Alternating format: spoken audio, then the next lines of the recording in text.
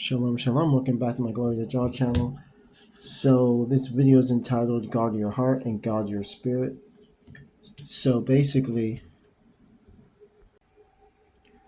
your spirit, I'm doing this off the fly. So your spirit is what makes you who you are, right? It's your core being, right? It's your core being, human body.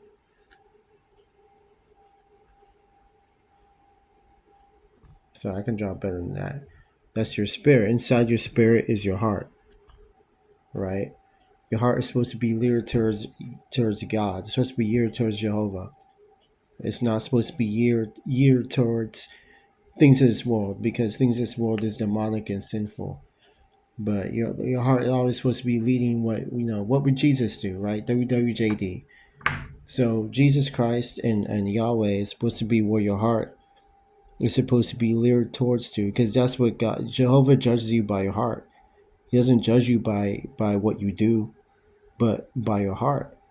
Anyone can go and feed the homeless, but if they're doing it just so they can get a reward at the end for themselves, they're doing it for the wrong reasons. If they do it out of the lovingness and kindness of their heart, then Yahweh will reward them for it.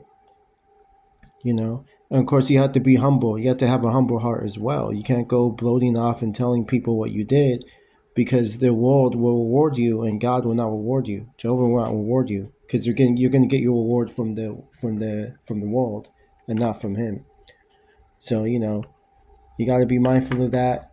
Guard your heart, guard your spirit. 1 Peter chapter 5 verse 8. Be sober and vigilant, because your adversary, the enemy, the devil, cut. 1 Peter chapter 5 verse 8. Be sober and vigilant, because your enemy, the devil, is like a lion, walking about seeking whom he may devour. Leviticus chapter 7 verse 21. Moreover, the soul that shall touch any unclean thing, as the uncleanness of man, or any unclean beast, or any abominable unclean thing, and eat of the flesh of the sacrifice of peace offerings, which pertain unto the Lord, even that soul shall be cut off from his people. Proverbs chapter 4 verse 23. Keep thy heart with all thy diligence, for out of it are the issues of life. Proverbs chapter 18 verse 21. Death and life are in the power of the tongue, and they that love it shall eat the fruit of it. Matthew chapter 6 verse 22. The light of the body is the eye. If therefore thy shine be single, thy whole body shall be full of light. You got to guard your heart. You got to guard your spirit. That's your core of your soul. That's your core of your inner being. That's what makes you who you are. The devil will come and attack you, through, how does he attack you? Through our senses, through what we say. And also, we got to be mindful of what we say to ourselves, because that has more of a strong meaning than what other people say. It's like a gift. If someone gives you a bad gift, are you going to accept it? No, you toss it in the trash. But if you give yourself a bad gift, that's going to have more connotations. That's going to affect you more.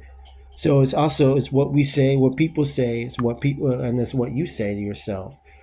It's what you watch, it's what you hear, it's what you touch. It's a bad picture, but I'll probably edit that.